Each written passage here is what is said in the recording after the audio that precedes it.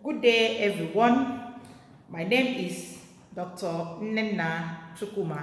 I am your facilitator for this course, BOSS 831. That is Organizational Theory and Behavior. And today we'll be looking at what I will look at, or what I will call, or what I will see as an introductory class, or better still, you can call that our inaugural class on this course for this semester. Today we'll be looking at what an organization is, or what you can call an organization, or what an organization is or it is not. And so we'll be looking at introduction to what organization. Organization, as a word of definition, can be seen or can be referred to a scale of operations that requires the involvement of two or more persons to achieve a particular goal. I repeat, I said organization can be seen or can be referred to a scale of operations that requires the involvement of two or more persons to achieve a particular goal.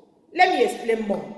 Now, there are two ways or two descriptions that I will be using today to tell us what an organization is or what organization is not. Let's look at this instance. Assuming a man wants to marry, or assuming a man wants to raise a family, what would that man do, or what is he going to do? No one or no human being or no individual will be able to raise a family as a person. And so what the person does, or what the man will do, is to do what? Bring in somebody. Now, in form of what? A wife or a woman. Now, what the woman is coming to do is either keep the man company or be part of what? The man. Now, because the man has the intention of raising a family, he cannot do that alone, or he will not be able to achieve that alone. He brings in a woman into the home, and then the woman goes ahead to bear him children. Now, having born children for the man, you find out that the man, the woman, and the children now had formed a family. Now, the family now can be described as an organization.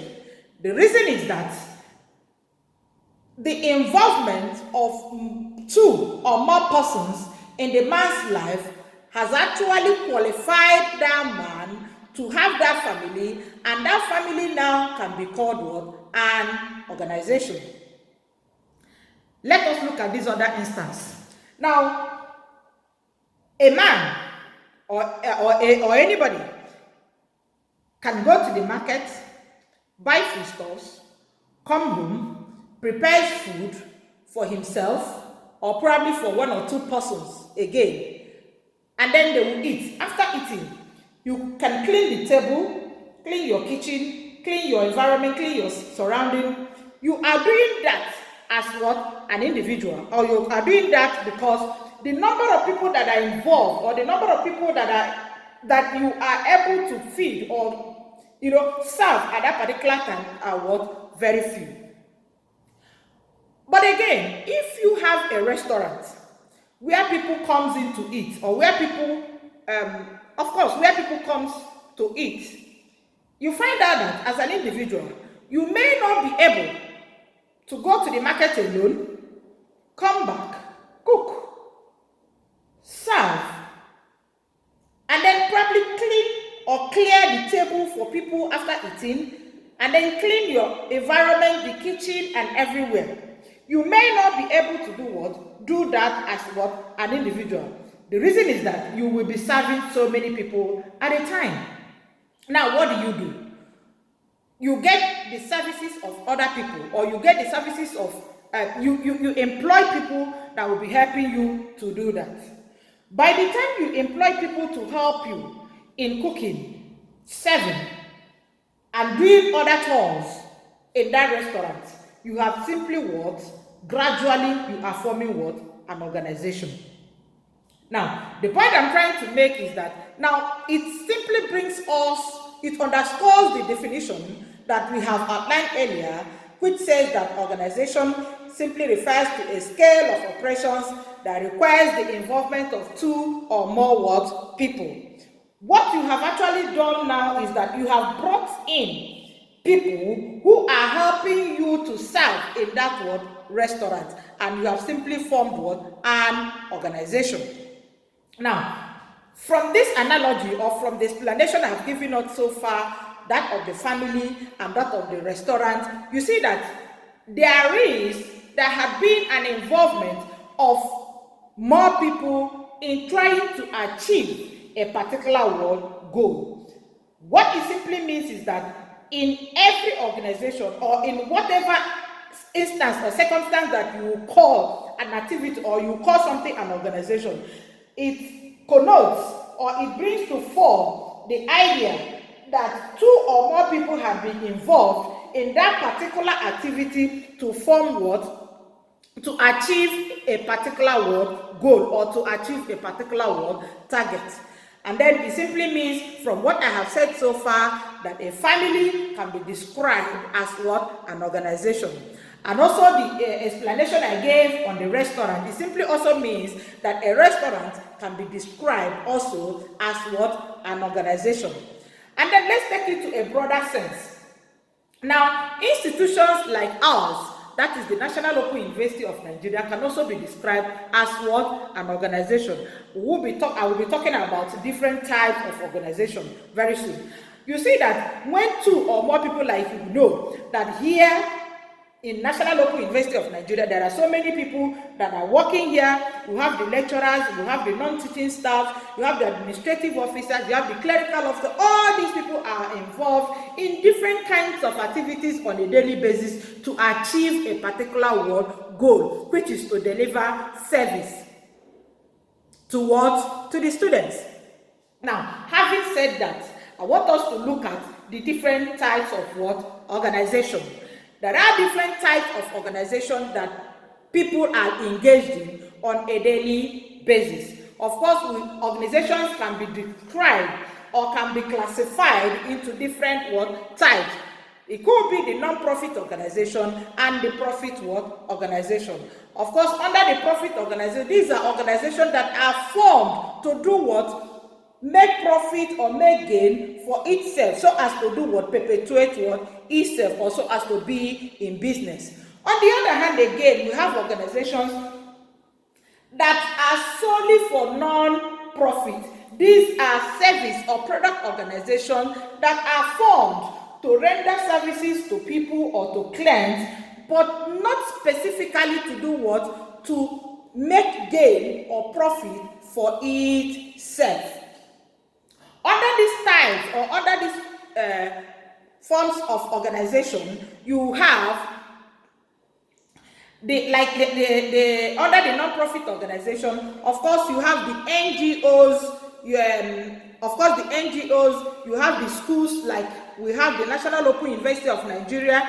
You have other organizations. There are so many other organizations that exist, basically not for what? Profit making.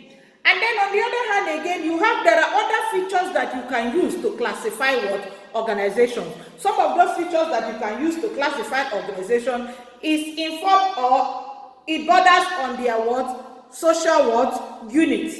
When you say it borders on their social units, it borders on what they do and how they do, or what and how they achieve their goals, or what and how they achieve their aims. The next one is that it is consciously established and coordinated. Of course, we know that every organization is actually established for a particular purpose. Like the instance I gave us of a family, the man actually wants to do what? Raise a family. And because the man wants to raise a family, what does he do? He goes in to bring a wife that will bear him children, so as to be able to do or raise a family. And so, a future in any organization, there must be a consciously established and a coordinated aim of establishing that organization. Whether it is a non-profit organization or a profit organization, it must be established for a particular purpose. It is composed of two or more people. Of course, I have talked about the composition of an organization, that it must exist with the presence of two or more people. That is to say, what you are able to achieve by yourself as an individual cannot be described as what an organization. Organization is what you can do with the aid of what some people, or with the aid of what somebody. Of course, that's why you hear people sometimes, they will tell you that organization is that type or anything that can perpetuate what itself. It functions on a relatively continuous basis. What I mean by functioning on a continuous basis is that organization perpetuates what itself. Organizations do not die because the individual who had actually formed that organization had died. Of course, as we progress in the class, or as we progress in the course, you will be looking at different forms of what this organization. Is it a sole proprietorship, or of course, we will look at all that. Is it an organization where an individual solely owns the business, or a partnership organization, or a multifunctional what organization? And then lastly, we'll be looking at our organization. It is used, or it is aimed to achieve a common goal, or a common set of what goal. Like I said earlier, organization is actually formed for a particular what purpose. There is a target, there is a goal that you are forming what an organization. That is to say, there is no way you can just come up and say, oh, I want to build, or I want to, there must be a purpose why you are doing what, forming that particular organization. Having said that, let me quickly recap what we have done today. I said to us that as a word of introduction, or as a word of definition of what an organization is, that organization refers to a scale of operation that requires the involvement of two or more people to achieve what, a particular goal. And I told us, of course, I described what organization is and what organization is not. I've also gone further to explain to us the forms or the type of what organization. I told us about the non-profit organization, and I told us about the profit what organization. I went ahead to tell us that what makes, or what is a profit organization, or what a non-profit organization is. Under the non-profit organization, I gave us the instance of NGO, that is the non-governmental organization. I mentioned the schools. All these are organizations that are formed basically not for profit what making, whereas there are organizations that are formed basically for what, profit what making. There are a lot of them. Of course, you know our economy is a capitalist economy. Cement factories, Coca-Cola, or any company, a lot of them, these are formed for the purpose of what, the banks. These are what, the hotels that you see, they are all what, profit making what, organization. And then I talked to us about the features of what, organization. Of course, I told us that organization is a social what, unit. A social unit in the sense that it is not, or it cannot be achieved in what, isolation. There must be the involvement of two or more people in a particular institute, or in a particular organization, or in a particular unit, for you to be able to call it what, an organization. Of course, I told us again that organization basically exists on a continuous what basis, which is also a feature of what, an organization. What it simply means that organization most times do not die because of the exit, or because of the death of the individual that had formed what, that organization. Organization always perpetuates itself. It lives, or it outlives the individual that had done what, formed the organization.